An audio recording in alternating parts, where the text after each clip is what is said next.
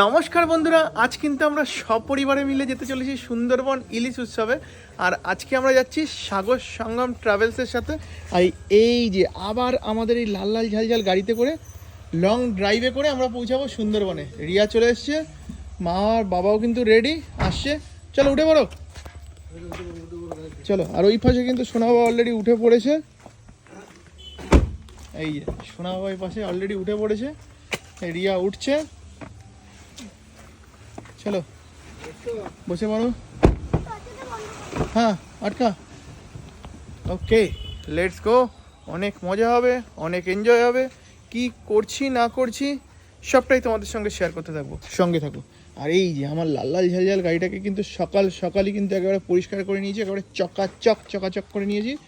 চলো ওঠা যাক এবার, লেটস গো।